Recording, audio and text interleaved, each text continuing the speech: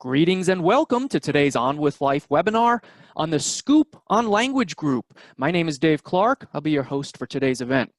This is the 5th webinar in our series of stroke rehabilitation webinars.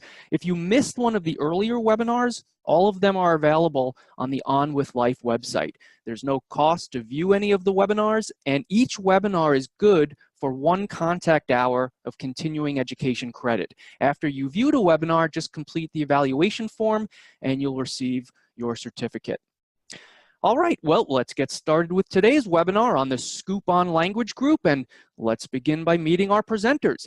Amy Bishop is a music therapist at On With Life. Amy has been a board-certified music therapist for 21 years, and she received her Bachelor's of Music in Music Therapy from Arizona State University, and she's been working at On With Life's inpatient rehabilitation program for the last 16 years. She's a certified brain injury specialist, and she received the first level of advanced training and certification in neurologic music therapy from Colorado State University in 2006. Amy is passionate about creating opportunities for success with language through music post-stroke.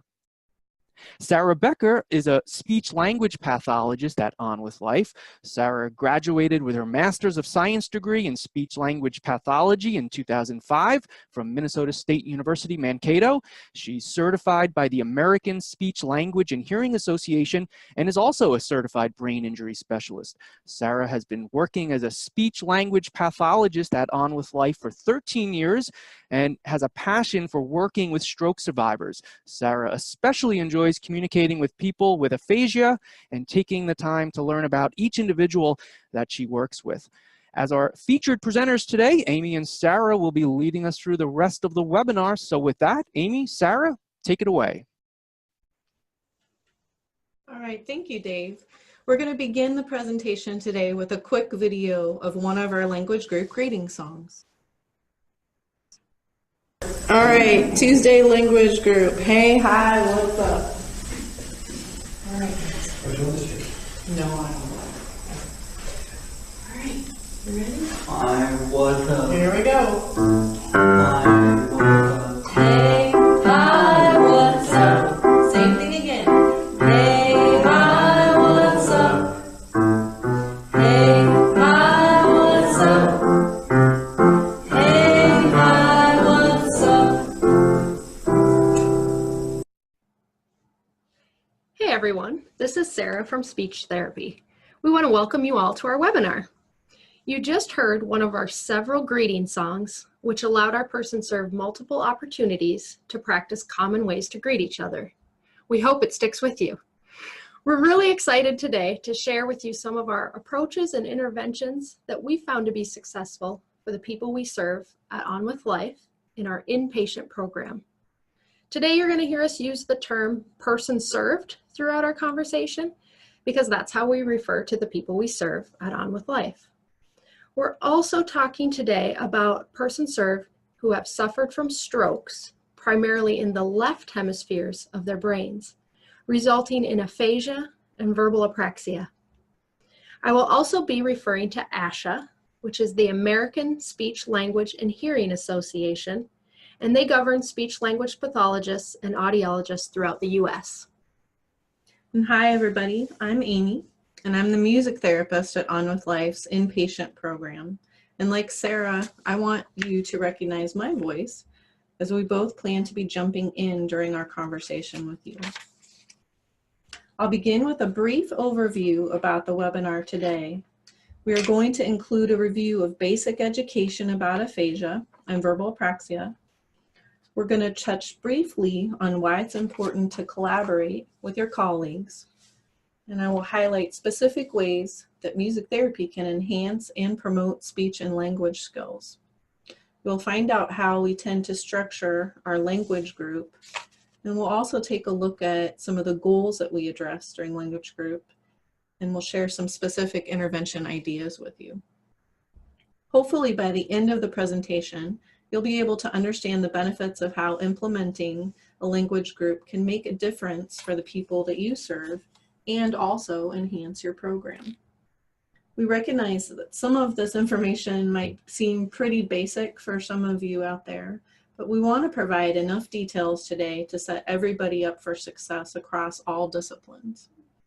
We wish to validate what you are doing, especially if you're already implementing a language group or something similar to that, or if you're using these types of communication strategies already. Or we hope to help you feel just excited about learning some new things that you can try.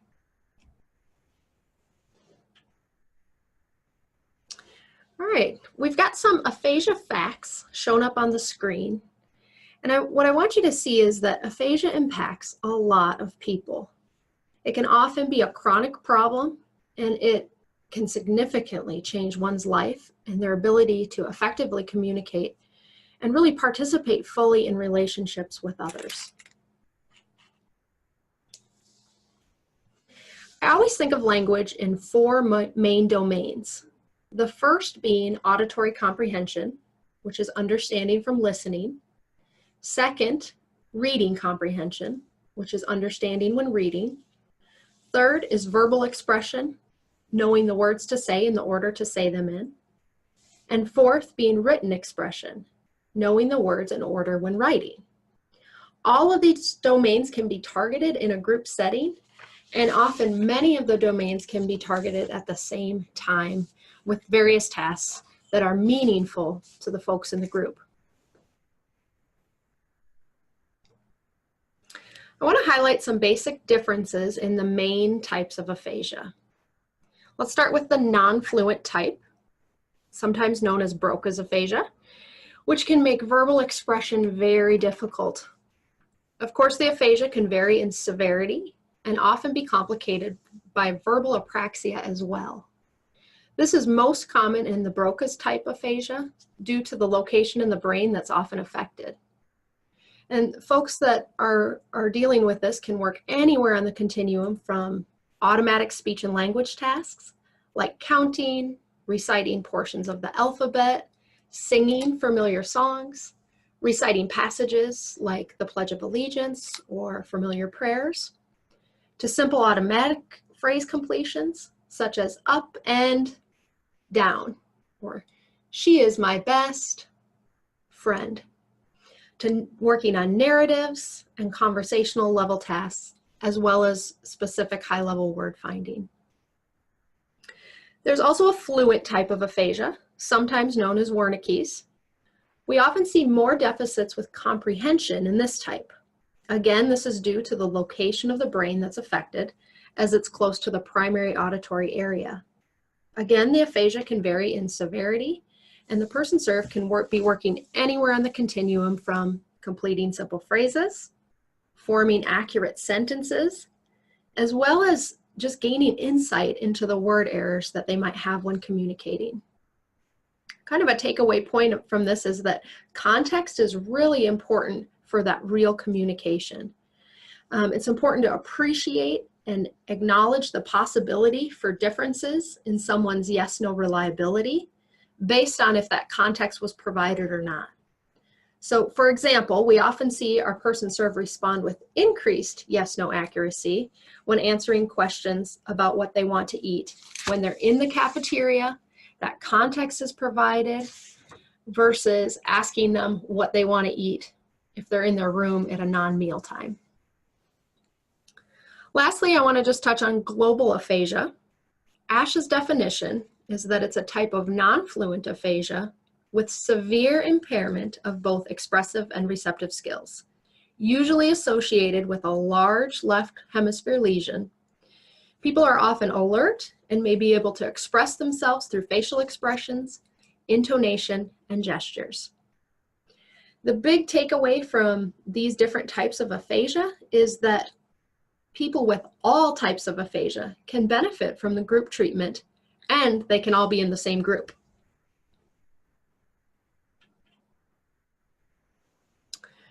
Just a quick review also of apraxia of speech.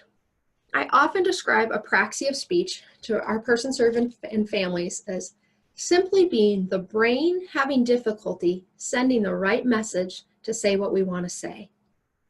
The person served may know what they want to say, but is physically unable to. So there's a problem with the motor planning. Again, the brain sending that right message to their mouth to do what they need it to do. Okay, moving on to some therapeutic interventions, some treatment, just to review some of that quickly.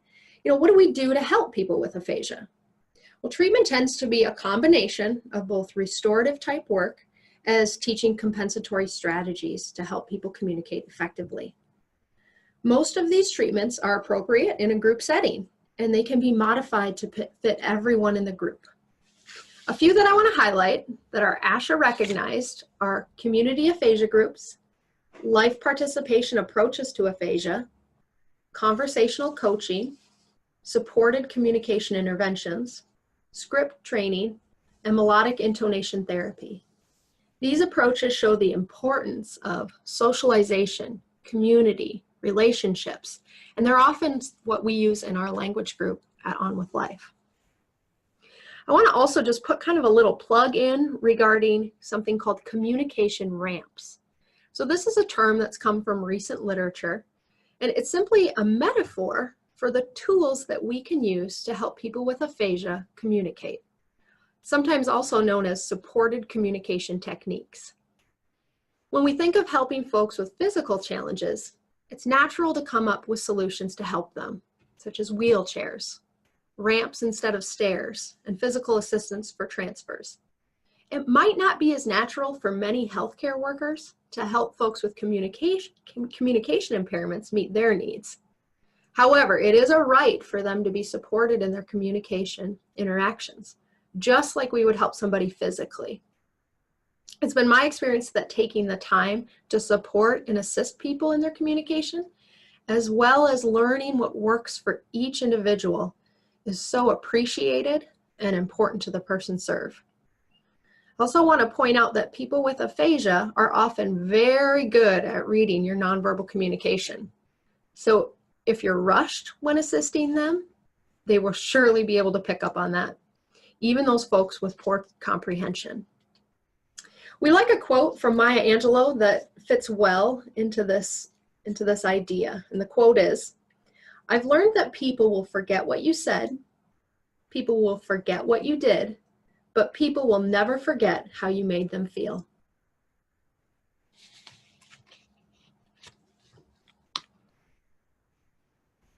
So how do we help people that have verbal apraxia that are also dealing with aphasia? Once again, treatment approaches tend to be that combination of restorative treatment as well as finding compensatory strategies that work for the person. Treating verbal apraxia can also be done in a group setting. And a few treatment approaches that I want to highlight today are tactile cueing and rate and rhythm control approaches. So working in collaboration with Amy has really enhanced my skills to assist our people that have verbal apraxia, because I've gotten to see firsthand the benefit of these approaches. So for example, a person that might be verbally perseverating on saying do, do, do, do, might have a really hard time switching to the target word bathroom. However, showing them a model while tapping on their leg or shoulder, and I want to point out that when we provide that tapping and that tactile stimulation, that it's really important to do it on their non-affected side. This just helps them get the rhythm of the target syllable length, and it helps change their speech and get them out of that perseverative pattern. All right, everybody.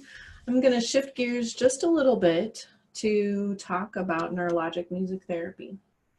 Neurologic music therapy, or also called NMT, is a research-based system of standardized clinical techniques for the areas of sensory motor training, speech and language training, and cognitive training.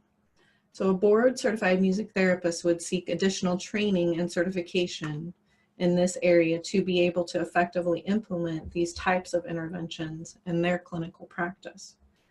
So the following four that you see on this slide specifically address those interventions that can assist persons served with aphasia and verbal apraxia. I'm just going to briefly explain a little bit of each. So the first one, MIT, melodic intonation therapy, is especially used by speech therapists, but also by music therapists.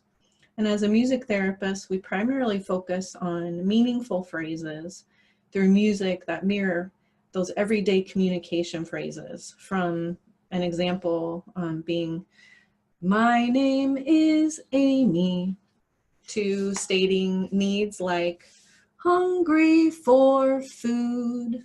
Those are just a couple of examples of the types of phrases we may work on in a session. The phrase is learned through humming first, while providing a tactile cue to support the rhythm of the phrase.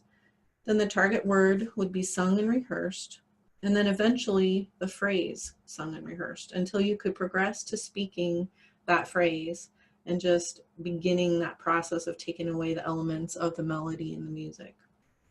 This works best within an individual session first. However, we have worked on similar MIT phrases within the group setting, like our language group, especially if I know each person served in that group has been introduced to just kind of that concept and maybe has been working on some of those phrases with me or within that speech therapy setting. And just a little side note today, don't practice mistakes. If you notice the person served that you're working with being stuck on a specific sound or kind of perseverating on a word, which sometimes happens, the best thing to do is just move on to something else and then just gently come back to or revisit what you were originally trying to address. The next is MuStim, or musical speech stimulation, and that is used when creating opportunities for being able to have someone kind of fill in the blank to complete a musical phrase. In speech therapy, speech therapists work a lot on phrase completion. So this is just kind of same thought, same idea, but in the music sense. So if I was to sing a little bit of the song, "I wanna rock and roll all and party every Hopefully you were singing and filling in a couple of those words with me, like night and day. Then we can work on kind of taking those common words, even just at the single word level, night or day, and practice putting them into a conversational phrase that somebody might be able to implement, you know, in their daily interactions, like good night, or today's going to be a good day, something like that. TS, or therapeutic singing, we're going to talk a little bit more in depth later, especially with a video example in just a little bit. So I'm going to move on to OMREX, or oral motor exercises. This can include anything from coordinated breath exercises to being able to focus on singing simple vowel sounds, or using an instrument like a recorder to assist with demonstration of things like sustained breath, or holding out that breath by blowing through or sounding the instrument. Also promoting things like tongue movement, just by bringing your tongue to and from the mouthpiece while sustaining that sound, kind of practicing that. And obviously as the therapist, right there, I'd be modeling all of these things while we're working on it.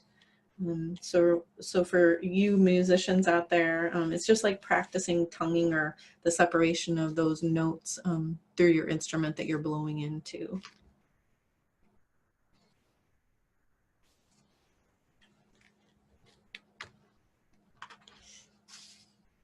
Right. Research agrees that music enhances traditional speech therapy interventions. So it only makes sense that speech therapy and music therapy work together to provide the highest level of treatment possible for the people that we serve.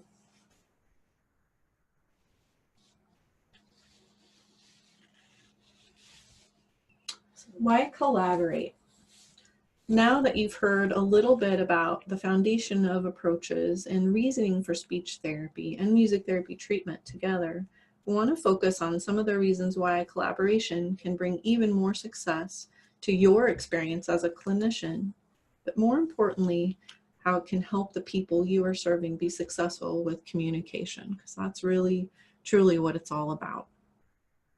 It's important to have an open approach to teaming up with your colleagues. Some of you may be saying to yourself, you know, how do I co-treat, or how can I approach a specific person at work to begin that process?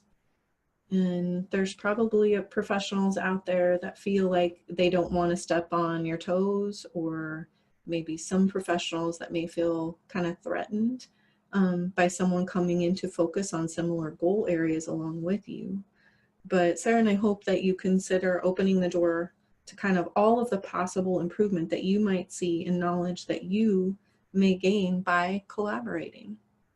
Much of that begins with being confident in the education that you have received in your own field of study, and also finding kind of a willingness to share that expertise with your coworkers.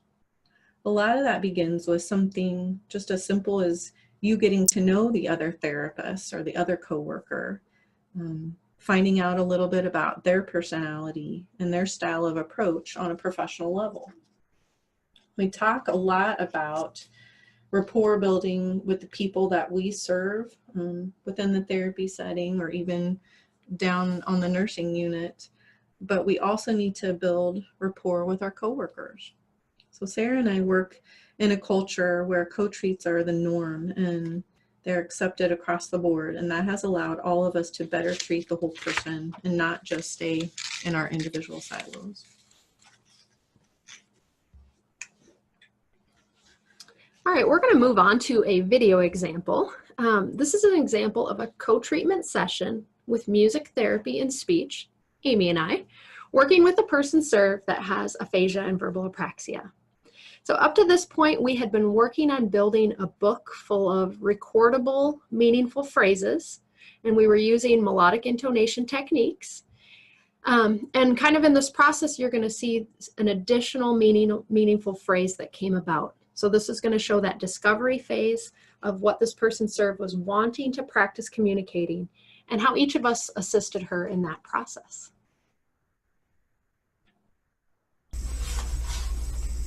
What do you want to tell people about the TV? On, remote, volume.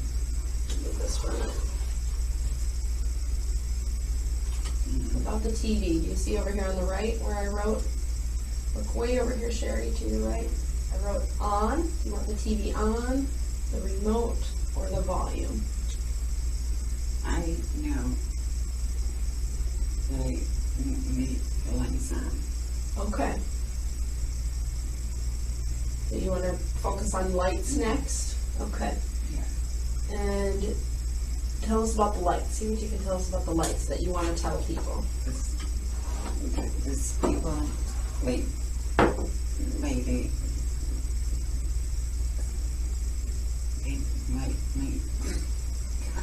You can tell us something important about the lights. Can I tell him, and can Are people leaving the lights on when they leave, and you want to tell them, turn the light off? Okay, so you want the lights off, and you want to be able to tell them that. Yeah. Especially when you're in bed, maybe. Yeah. Even if it's the middle of the day and you're just resting. Yeah. And if they leave and forget to turn the lights off, you want to yell at That'd be kind of turn the annoying. lights off! All right, are we on track with lights? You want to tell them to turn them off? Yes. Yes, okay. You may be the first one to make me sing a light song. I don't think anybody's ever. Okay. She's really, you're going to challenge you, Amy. You can do it. It's gonna be simple. Turn the lights off. Woohoo! I like that. It's pretty mind-blowing when you just start singing right along with me when you've never heard this song before. And neither have I, because I just made it up. Turn the lights off. Yeah. Turn.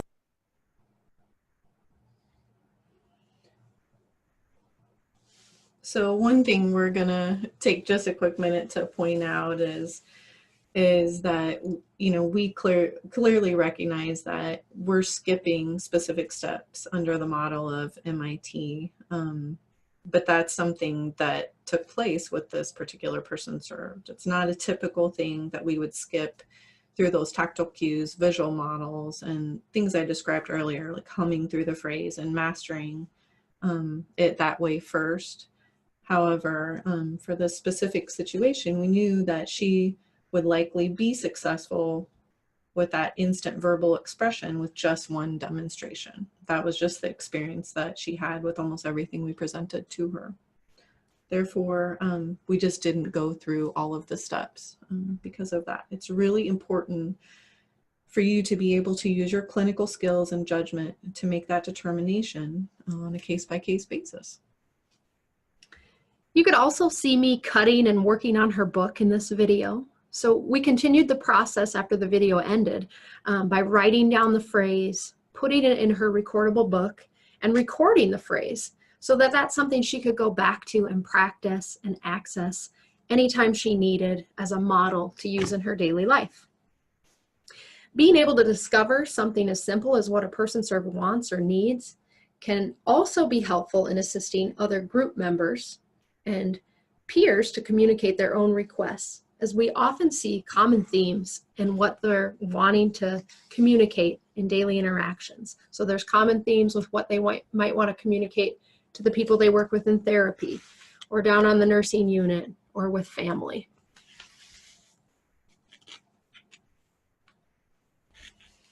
Okay, taking you to our next slide, which is how to plan a group. So just kind of some basics to keep in mind.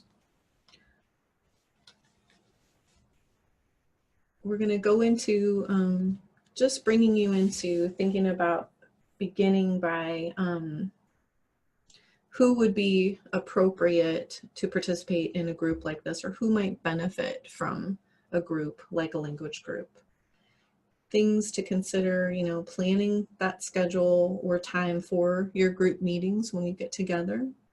Our particular language group tends to range from about 3 to 6 persons served, and we usually meet 2 times a week for about 30 minutes each session. Once you have planned who is in your group, you can think about gender, cultural backgrounds, and just general preferences that they may have about anything. It could be anything throughout their day. We recently had a group of all guys, and it was important for us to seek out a topic to engage them based on information that was familiar to them. And it was also kind of a way for us to get a particular gentleman to group who wasn't super keen on that group therapy intervention, but by picking a topic that was really kind of close to his heart, that was very helpful. So I planned a session about cars, and all the songs that I picked that day had something to do with cars or parts of cars.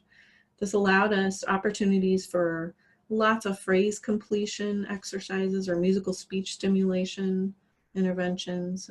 For example, kind of taking a song like Little Red Corvette, and if I was going to sing, you know, part of that and leave out that key or target word, I might sing them into Little Red, and see if we can have kind of an opportunity for our person served to complete the phrase with me spontaneously, or perhaps even sing that word in unison with me.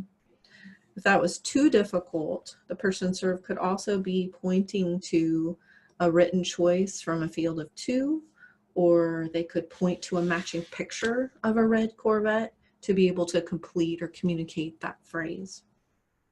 It also leads us into the importance of coming prepared with various materials. Make sure that you have items like a white kind of wipe off board with markers, even pens and paper, or some type of electronic device like an iPad, so that you can pull up images as needed during your group interventions. Sometimes we're bringing things like maps, even laminated pictures or actual physical props for the task or the theme that we have planned for the day.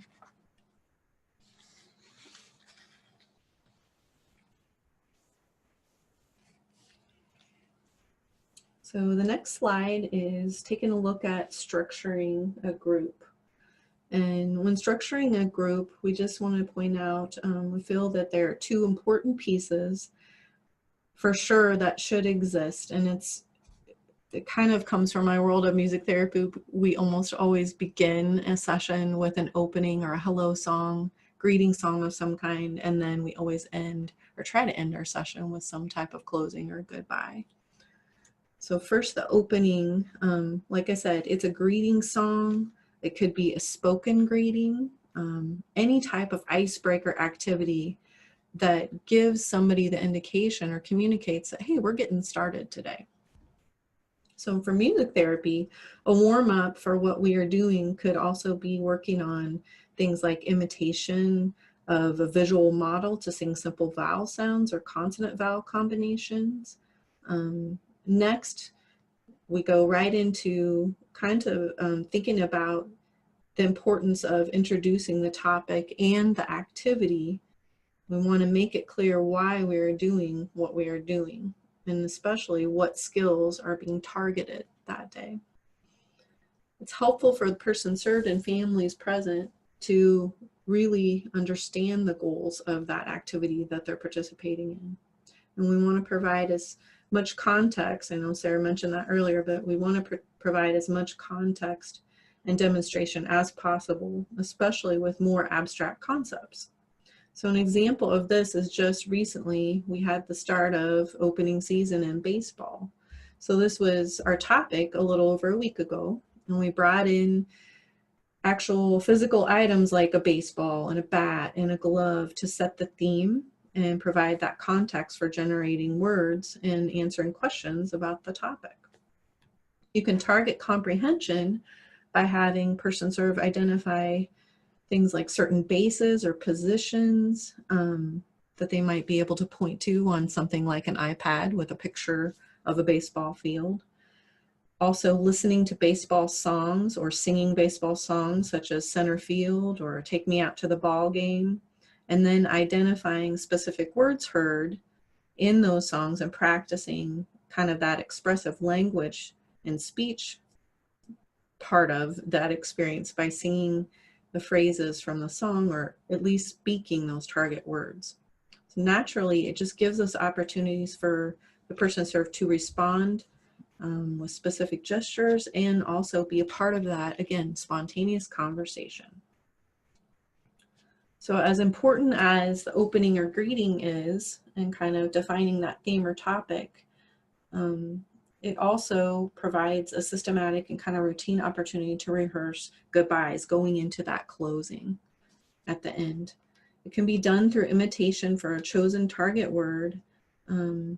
Again, singing a closing song or leading in with a song for a phrase completion. So a straightforward example that I could share with you for that is, you guys all know the song, na na na na, na na na na, hey, hey, hey.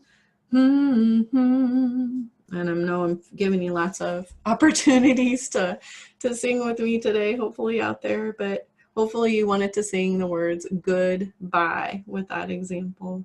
Or you could even have somebody imitate or complete the word with the lead in, hey, hey, hey, good, bye. So you're just working on that bye of the term. Again, think of all of the opportunities throughout the day that someone has to say, see you later, or goodbye at the closing of their meeting. Could be when therapy time is done, or when someone leaves your room down in the nursing area.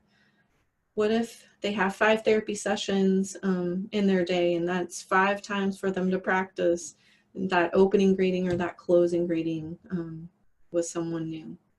They're on the phone, they can practice at the end of their conversations, saying goodbye to family, that kind of thing. It just becomes so much more automatic if they can practice over and over throughout their day. And if they can't say goodbye, have them show you, model that wave, or provide hand-over-hand assistance if needed. Because some of the people that we're working with, they may need some assistance, and that's just kind of what you're starting with before that verbal communication takes place. You may just be working on those gestures, those familiar gestures. We often see that with some of our person serves, especially that have verbal apraxia, they may also have some difficulty with the motor planning aspect of being able to offer those simple gestures for communication. So again, just take time to model or sometimes physically assist them to do things like wave goodbye or give a thumbs up or help them go through the motions of that head nod yes or head nod no during those communication opportunities.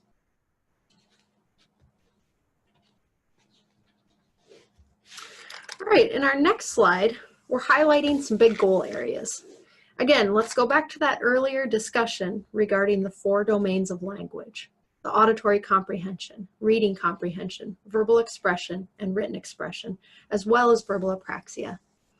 So all of these areas are the basis for the goals that we target in language group.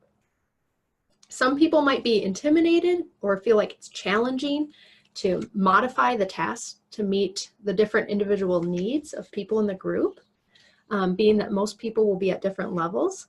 But simply by thinking about it ahead of time, being prepared to do that, and knowing the person-served communication abilities beforehand can greatly make that process smoother. So you could go about this by possibly meeting or collaborating with that person's speech therapist ahead of time to find out what helps them to be successful, or simply by just taking time in that group setting to learn and assess their abilities right then and there. This is all, again, just to help them be more successful and help them communicate and connect with the peers in the group setting. So, for example, if you know someone is most successful with writing to express themselves, make sure, like Amy mentioned in the planning piece, to have the tools you need to help them do that. So like a whiteboard and a marker, or a pen or a paper for them to participate with. Or if you know somebody is reading only at the single word level, but having that difficulty initiating a verbal response, write choices for them to pick from. Again, make sure to keep it at a level that's successful for them. So if we think back to our baseball theme from earlier, and in this conversation with the group, I've identified a person who's played baseball before. And let's say I want to find out what position he played. So I could show him a picture of a baseball field, provide that context, and then have him point to which position that he played. I could also give him some written choices of positions for him to pick from, just to verify that response. So it's also pretty easy to target verbal apraxia goals in language group. Again, it goes back to that planning piece and being prepared. Some ideas for this are starting with, at the basic level, just some coordinated breath exercises, sustained voicing, and then just as people are able, progressing into repetition of vowels, specific consonant vowel words, and just increasing the difficulty with word length and utterance length from there. And again, these apraxia tasks can be tailored to meet each individual, their needs in the group. All right, we're going to show you a quick video of a person served working on a simple greeting song during a Cotreatment session, and just how I want you to be thinking about how that same goal, that same activity could be targeted in a group. Likely, many of the group members are working on greetings and initiation of conversation during their individual sessions, and these same goals should be targeted and carried over to the group setting. So in this example, you'll specifically see us challenge this person to initiate speech and language just from hearing the melody of the greeting song that she had learned and rehearsed in a previous music therapy session.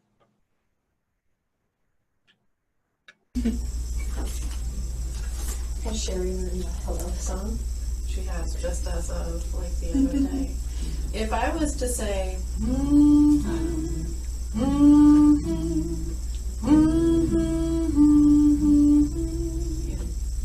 Yeah. Does that sound familiar? Yeah. Hello, Your name? Sherry. How are you today? Again? Hello, Sherry.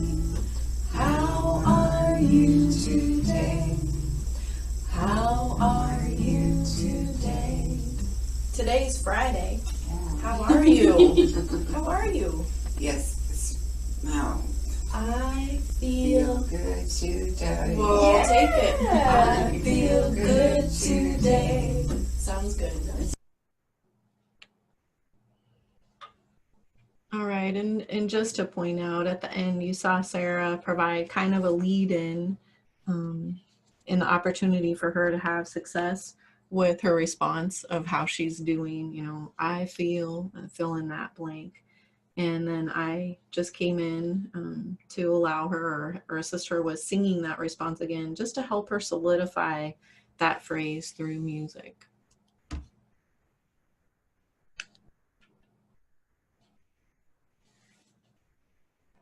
All right, next we're going to talk a little bit about therapeutic singing, or TS, one of those NMT techniques that I mentioned earlier. And just to explain a little bit about what therapeutic singing is, it really helps us to work on some combined skills and goal areas, including pre-speech skills like adequate breath support, breath and voicing coordination, being able to increase that voice volume. Sometimes we're targeting things like articulation or word finding. It's just basically an opportunity to package working on all of those different skills in one intervention. So bonus in a group setting to me and Sarah is that you can also be kind of having person serve pick up on social cues, like making eye contact or just being aware of your peers around you. You know, maybe somebody's sitting there feeling kind of timid and not singing along, but then they look to their right and they look to the left, they see other people attempting or singing, and then they just chime right on in. In this example, our theme was President's Day this particular week of language group. So one of our songs that we did that particular day was This Land Is Your Land. And you'll find, without any word preparations or lyric sheets, without any prep except just my visual model, all of the person served jumped right in and they were singing in unison and were having success and accuracy with those words. So we hope that this video example can get you thinking creatively about choosing topics that are relevant to the population you are working with, and also even just topics or themes that go along with different times of the year. All right, this land is your land. This land is your land. This land is my land. From California to the New York Island, from the redwood forests to the Gulf Stream waters. This land was made for you and me. Perfect job. Okay.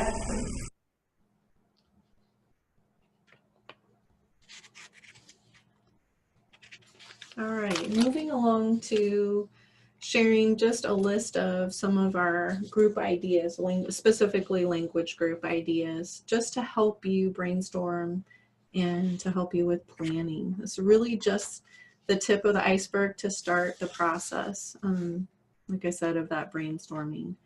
Again, make sure to consider planning topics that are of interest and that are salient to your group members that you're working with. And always try to honor their individual preferences. I'm just picking out one little, I think, example from our list here. I want to give you just a few seconds to kind of look it over and maybe jot down some notes if you choose. But one example, we had a group of person served that loved 80s rock. For one group, one session, our task was completing classic rock music phrases. So not only did we verbally respond to filling in the blank by singing the response and then speaking that target word to complete the phrase, but then we also added another element into the session by then modeling and copying, or modeling and writing that target word that we just verbally expressed.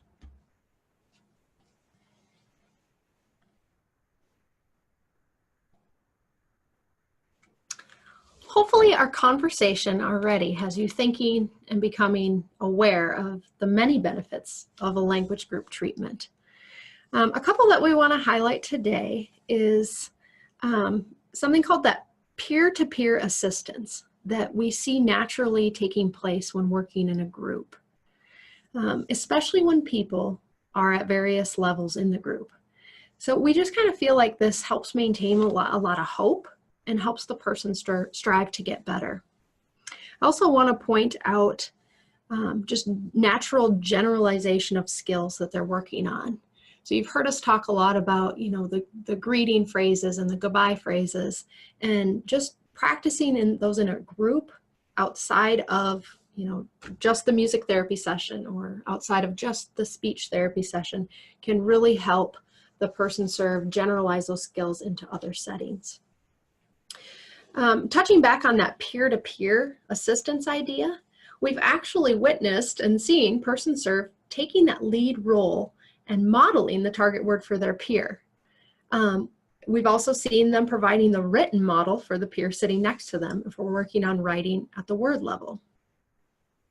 Another benefit that's cool from having group members together is that they cheer each other on and they give each other time to communicate.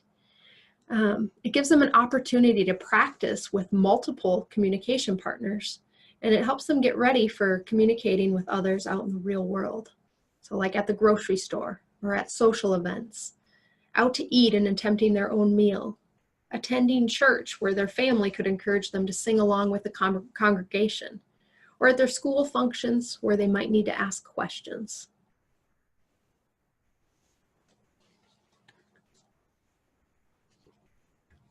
This next video example is showing an intervention that took place during one of our language group sessions. The theme was home, and we were using Google Maps as a tool to look up each other's addresses and provide a picture and a map of each person's home. You're going to see me go through that process and have the young gentleman answer questions about his house. At the beginning of this video, though, we want you to notice the gentleman on the right who had just completed this process, and he was eager to continue to attempt initiating communication with one of his peers' family members that was present. Forgive us because there's a lot going on in this example, but we thought it was really good to show what can just happen naturally in a group setting. Pull in. Yeah. Ooh.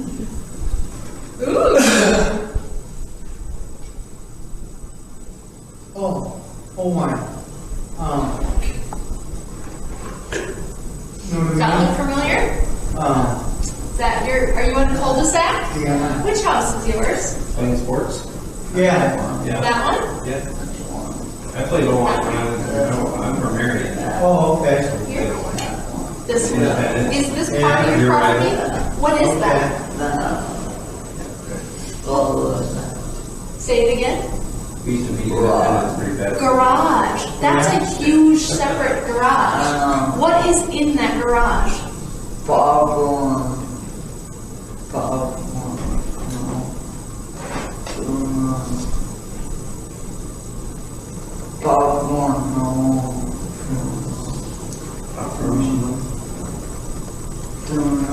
Is there something with wheels in there? Yeah. Is it more cars? No. Like a tractor? Boat? You have a boat in that garage? Okay, cool. Okay, you have a boat. Have a boat there. Okay. What is this? Outside. What about this room sticking out the back? All right, you may have noticed him saying what sounded like popcorn when I was asking him about what was in the garage. And we later determined through more questions and conversations that he was attempting to say pontoon. So, you know, it kind of shows the time that it takes to go through that process of discovery from person to person. But it's also great for listening and comprehension opportunities for the other group members. So does research support group therapy for aphasia? There are lots of articles out there that recognize the benefits of being part of a group and how it enhances life participation as well as speech and language skills. From our experience and observation, we have been able to see firsthand the benefits. When someone experiences success in language group, we also notice they're more likely to attend another one of our groups that we offer at On With Life, because they know that they're going to be included, and they know that they're going to be able to have some success because of that safe zone that we've created within language group. Hopefully they know those ramps and support that they need will be provided for them. When family members are present in language group, it also gives them additional ideas of what they can do outside of therapy and how they can support their family members' communication. In our language group, we really try to have fun. We laugh. We use a lot of humor. We form a camaraderie together, and we try to help people feel safe and put themselves out there to try. We do feel like people tend to let their guard down in our language group. And it's just, we really want to encourage you to cultivate that feeling by being just part of something and truly helping everyone get to know each other. Okay, so in closing today, we hope that you are excited about collaborating with each other, being able to communicate with persons with aphasia and provide the support that they need. We believe that the time and the effort that it takes to start something like a language group is definitely worth the benefits for the person served. To be able to have the chance to generalize their skills and receive additional support and just promote those social skills. Even though you may not be implementing some of these treatment ideas and interventions in a clinical setting, we're hoping that the knowledge and the information that we shared with you today, no matter what your healthcare background, will help you better communicate with persons with aphasia and verbal apraxia. Thank you, Amy and Sarah.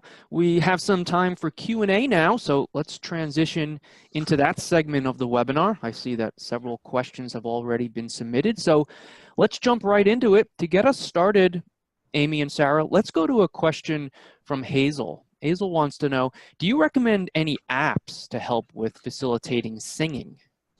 Okay, there are some song apps, like I probably would mention VAST, like capital V-A-S-T, where you might get examples of overlearned songs like Take Me Out to the Ball Game or something like Happy Birthday, etc., those types of songs. And definitely you can sing right along with those types of examples. But I'm probably gonna always first promote, in most situations, that the real life experience of being able to sing is going to be the most beneficial. So if you need that model of an app, totally fine. But if you can do it, just singing on your own along with the person served, all the better. Just to be able to provide that face-to-face visual cueing that's needed, sometimes that tactile cueing that we've talked about today. And one of the biggest factors, I think, for some people is being able to be aware and adjust the tempo of the presentation of the song or the phrase that you're working on. Unfortunately, sometimes those apps do not allow you to adjust the tempo. So that's one example of where I feel like a live music experience is more beneficial, because as a clinician, you can adjust that tempo or slow that rate of speech. The question about apps automatically got me thinking about the Tactus apps that we tend to use in speech therapy. They have a really good one out there called the 4-in-1 Language app. And there's a light version of this and then a version that you can pay for. The version that you pay for is really nice. It has comprehension activities, naming tasks, a reading and writing section. Tactus also makes an Apraxia therapy app that has visual models of a mouth. So you actually get a picture, like a video model of a mouth.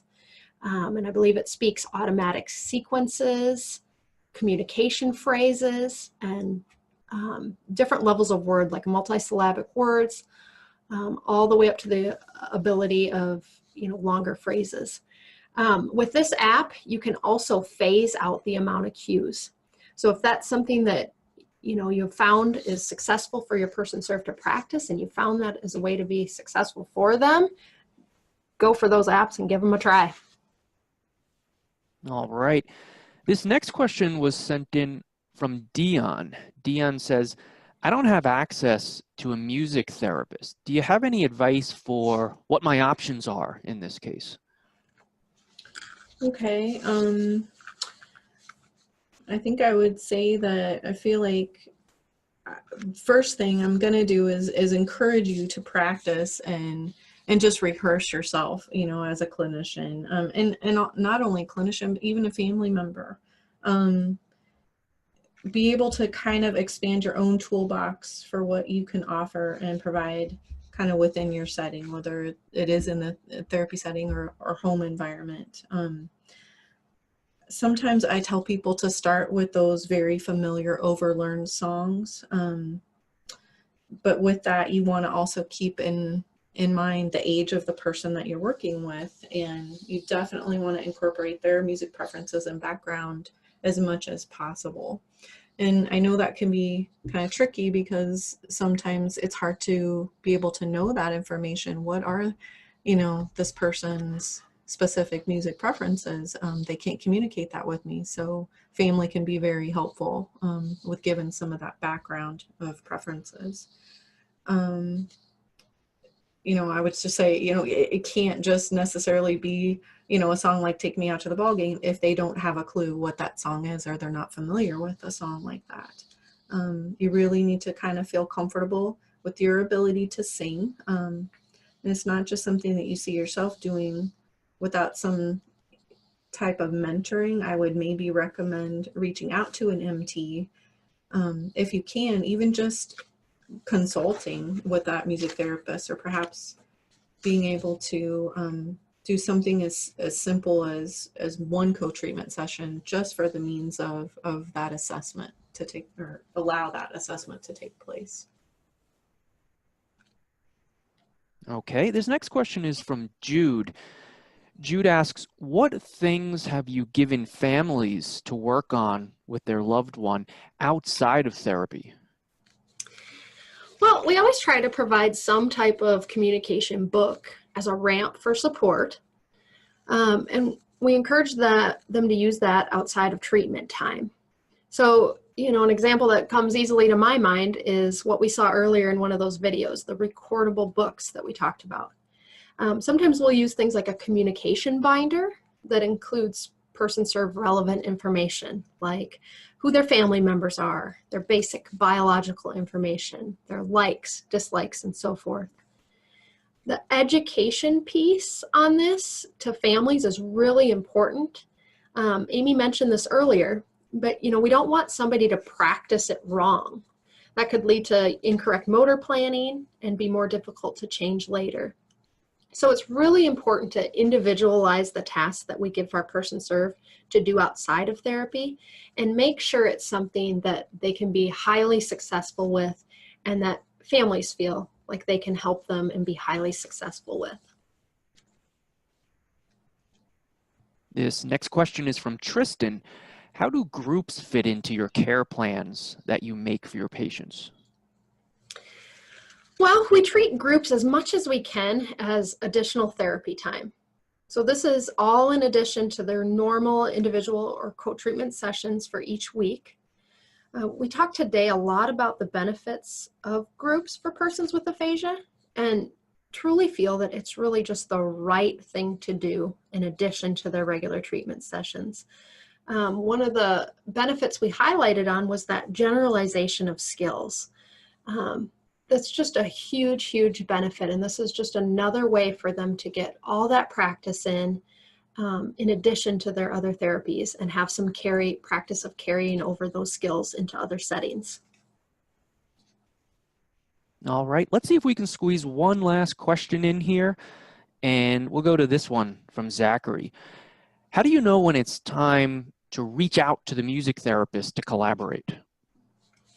Okay, well, in our world here at On With Life, it's kind of just a given for our person served following strokes that have aphasia or verbal apraxia.